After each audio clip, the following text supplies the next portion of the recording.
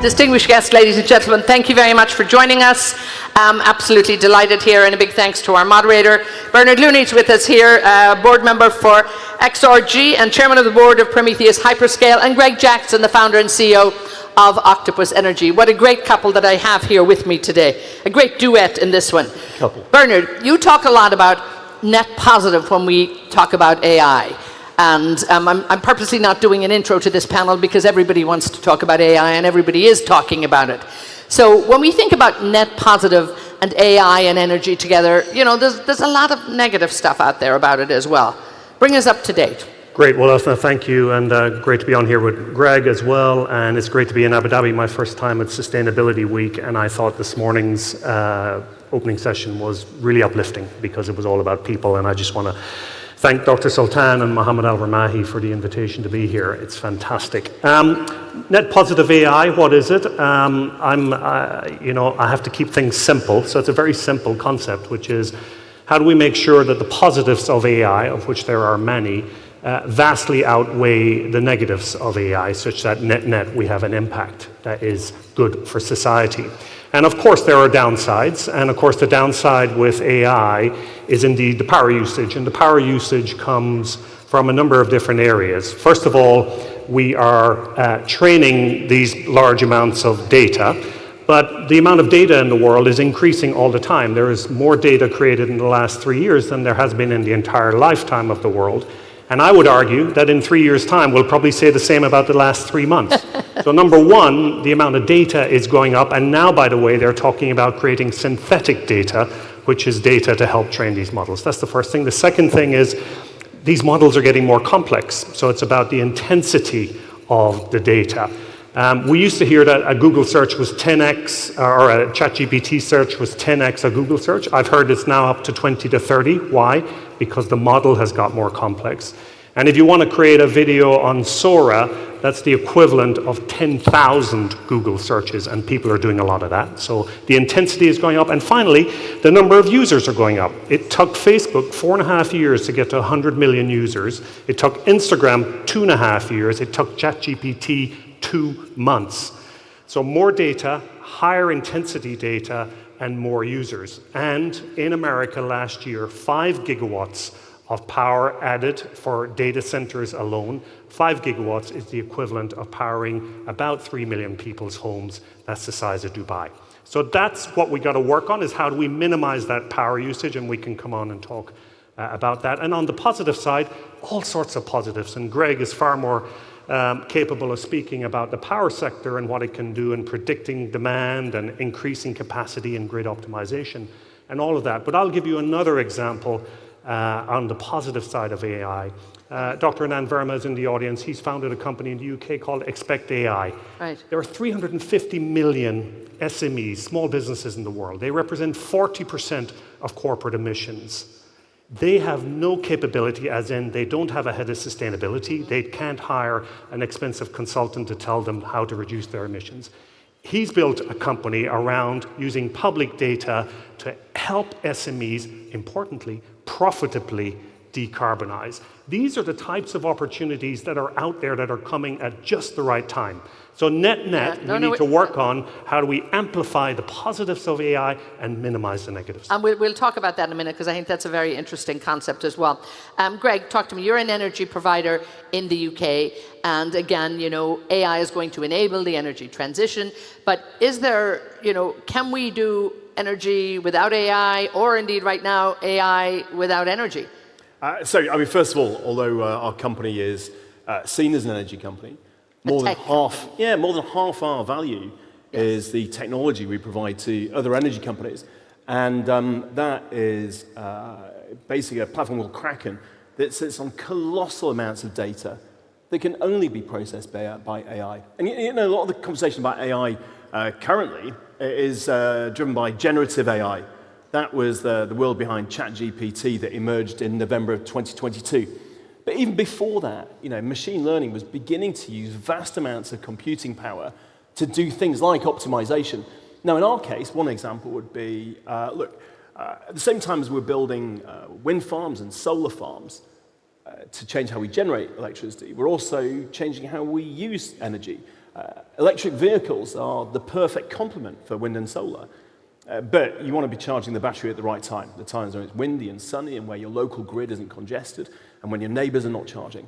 So in the UK, we've got a product which processes 5 billion data items per day to estimate when 220,000 cars are going to get home, how much battery they're going to need, and when they're going to charge. But in return, we can charge those cars for 3 times less than the grid price, 7 times less than the price of petrol. And if the batteries in those cars can be discharged back into the house or the grid, we give them 20,000 kilometers a year of guaranteed free driving. So by using AI to optimize the way we work in a renewable heavy system, we can dramatically change the cost of energy. So you can do energy without AI, but it's going to cost a fortune. And why would you now? I think since there's so much going on, it's very exciting to actually have them both align very much. Bernard, talk to us a little bit about, when we're building data centers and the amount of them that have been built around the world, and particularly what's happening at Prometheus Hyperscale. It does demand an awful lot of energy. We still have hydrocarbons in the mix. How do we minimize, and I suppose, make sure that we have as much, or just use as little, and bring net positive into the system? Well, Prometheus Hyperscale, the founder and the head of technology are in the audience, Trenton Thornock and John Gross. And these guys have been working on this for over 4 years now, and it's a project and it's a company. And the project is a very large project in Wyoming. We think about 1 gigawatt, but possibly 3 gigawatts or more. It's a sustainable data center, and the question is, what does that mean? Yes. Data centers can be done in a more efficient way. There is no question about that. The technology that we will use at Prometheus is essentially based on liquid cooling versus air cooling. The majority of data centers today are cooled by air. Now, you might ask, what are the advantages of liquid cooling? Well, liquid has about 80 to 100 times more capacity to absorb heat than air, and heat is the big issue in these data centers. So that's number one. Number two, the temperature at the chip itself is the key variable in these designs. And liquid can actually enter the chip at 45 degrees C, whereas if it's air, it has to enter at 20 degrees C.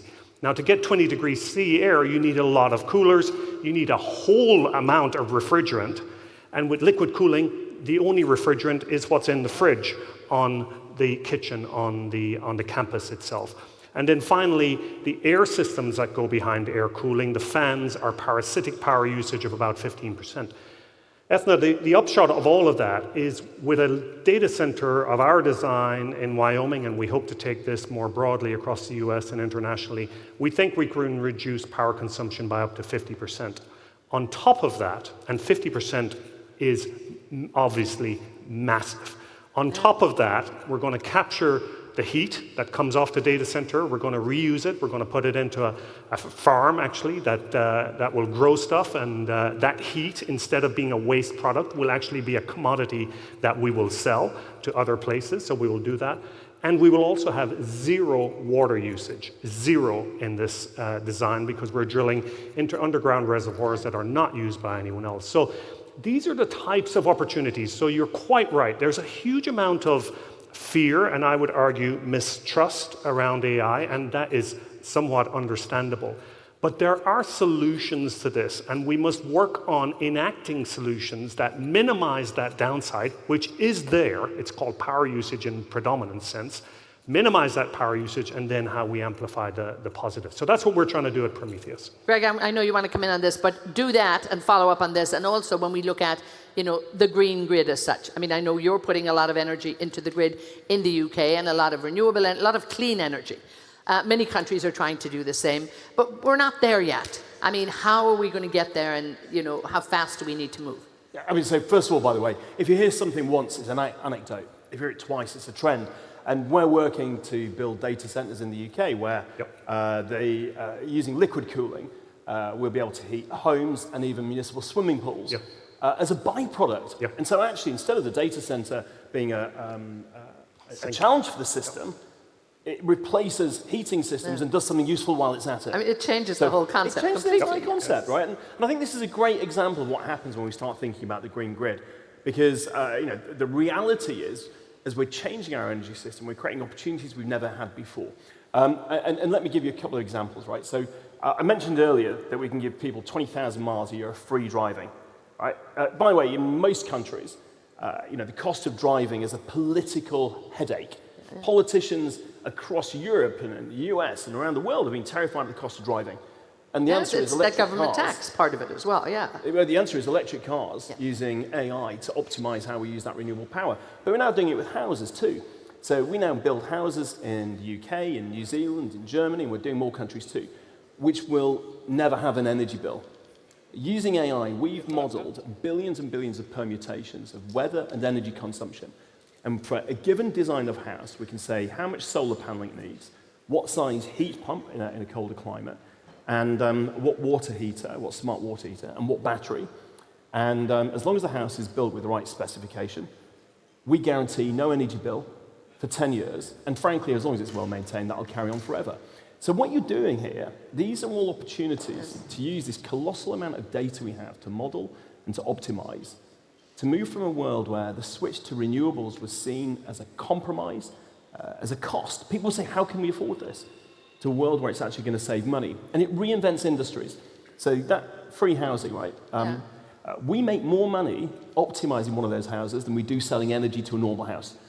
The house builder has houses people want to pay a premium for and that sell faster. And the householder never has to worry about an energy bill. This is a win for everybody. And of course, most importantly, it's a win for the climate.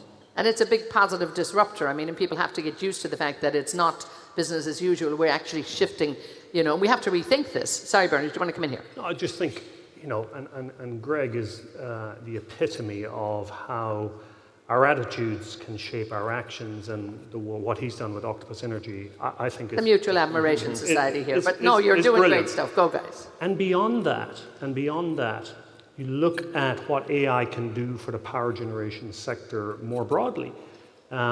Imagine what it can do to help us site windmills or solar panels to have the highest load factor. It can help us there. Imagine what it can do to the planning time, sometimes 4, 5, 6 years for offshore wind. Imagine if we unleashed AI on that, what it can do. Power lines today have limitations, some of which are theoretical limitations. I've heard that AI can help us redesign that to think about how we can increase the capacity. Hugely important. We've got the infrastructure. How do we make more use out of it? How do we make sure that we know when the demand's coming before it comes so that we can optimize? And I think there are a lot of people asking, what could this add up to? And I think there's a possibility that this could add 10, 20% to the capacity of the renewable system that we have today. So for no additional dollars, for no additional space, imagine if we could increase the capacity of that system by 10 or 20%, it would be for free. And why wouldn't we want to do that? So these are the types of things that begin to get unlocked. And while we must manage the negative, and we will, we must also embrace that positive and unleash it. And again, I mean, it might be a battle for the regulators and the policymakers at this point. And Greg, that's also what I want to ask you to just comment on a little bit. Because in every country, we have different regulations, different policies, all of that. And as Bernard says, planning permission right now takes forever. I mean, how do we shift that concept as well? Well, that's a great example. I mean, I think when I talk to our team about the use of AI, which we use across the business, but there are 2 areas they're most excited about. We haven't mentioned them. The first one is, I think in that planning process, our renewable generation team process several dozen multi-100-page contracts every week for the SPVs and the financing arrangements, not just the planning, but the whole bureaucracy. And I mean, they've just shifted all of that processing to AI, which now can read through the contracts and flush out the key points. A human will still negotiate the key points, but it's reduced the amount of work 20x. But the other area is customer support. So 45% of all of the support we provide to customers is now generated by AI. The interesting thing is that customers rate the support they get from AI more highly than from humans. We started by doing this during the energy crisis when we were getting twice as many contacts from customers who just couldn't pay their bills. And it improved our service in that toughest of times. But we're at the stage now where the AI won't just write to you saying, hey, look, you can have a £200 refund on your bill. it will also process that refund. Wow. And so you're getting to the point where the AI is so good at telling us what's going to happen, it can then start to do it. And one of our clients is now using AI on phones, where the customer phones in and the AI has a chat with the customer. What's great is it'll do all the KYC and anti-money laundering stuff. But if the customer says, look, their name is Mickey Mouse, the AI laughs and jokes back. Because it's not like the old stuff where you had to try and get the AI, the machine to understand you. This not only understands you, it can have a conversation. And I was talking to a regulator about this, and they said, but the problem is, computers don't have empathy. And I can tell you how wrong that was. I showed them. The very first email I saw our AI writing to a customer was a customer who just got out of hospital, and they'd been in hospital for a few months and hadn't been able to pay their energy bills. And the AI opened the email by saying, dear customer, and we had their name, at a time like this, there are more important things to worry about than your energy bills. It then went on to talk about the state of the energy bill, but at the end, it said, but look, far more importantly, I hope your health improves. If you've ever got a problem with your energy, give us a call, but please don't worry about it. And pay your bill later. Well, that's pretty nice. That's nicer than some of the energy companies around. But honestly, even our team who are and I've heard some good discussions with AI. Yeah. Fascinating. Even our team who are brilliant, when they're stressed and busy, they can forget to be empathetic, but the computer doesn't. Wow. Talking about being stressed and empathetic, I think the energy transition is a bit stressed and maybe not as empathetic as we thought it would be. I want to talk to you just very briefly about this, Bernard, in terms of where do you see it at the moment? We're not where we thought we would be, we're not where we should be, and again, we're all looking to AI to actually help maybe escalate the energy transition. Can it do it? Can it be the savior here? And what do we need to put in place? Well, I think I'm actually more optimistic in many ways than I have been about the transition. And one of the main reasons that I am more optimistic is because I think the conversation has become more real, more practical, more pragmatic, and dare I say it, less ideological. Right. And I think actually that the UAE consensus, which was formed here at COP28, was actually a big part of that, because one of the core tenets that Dr. Sultan had was about inclusivity. So we have more pragmatism and more realism and more focus on solutions rather than positions. And that's got to be a positive thing. There is an increasing acknowledgement that we need to invest in today's energy system. And today's energy system includes oil and especially gas. And if we don't invest in today's energy system, there won't be a transition. And then I would argue there may not be an economy. So there's an emerging realism around investing in today's system. There's an emerging pragmatism around the need for carbon capture, carbon removal, carbon storage, carbon optimization, carbon management, all these things to do with carbon. Because as we've seen, we're going past 1.5 degrees and we're going to have to deal with carbon. And there's an emerging pragmatism around cost and security, because at the end of the day, if we give people the choice between security of energy, cost of energy, and a clean energy, they will choose, and certainly in many parts of the world, they will choose cost and security. Our job, and the work that Greg is doing is massively giving us the proof points of this. Our job is to make sure that people don't have to make that choice, that we can actually give them what they need. But if they have that choice, and if we don't do some of those things, like investing in today's system, investing in carbon capture, we will give people a choice, and I know what they will choose, and it won't be positive for the transition. It's a very fact of life. So that's why I'm optimistic. AI, Ethna, is on top of that, and AI has come at just the right time, and we need it. And with the examples that Greg gave, and hopefully some of the ones that I gave, I think we can be incredibly optimistic about the potential here for this to be a net positive. We hope so. Greg, closing word from you. Are you as optimistic? And again, just when we put it into the energy transition, how can we speed it up? Yeah, look, I mean, around the world, we'll see some countries beginning to hesitate. But just as they're doing that, the leadership countries, we look at what's happening in China. 59% of all the world's renewables deployed last year were deployed in China. More than half of the cars sold in China this year are electric, and it's 20% cheaper to buy an electric car than a petrol car. Chinese electrification has gone from 10% of their economy 2 decades ago to 33%, overtaking all of the Western countries.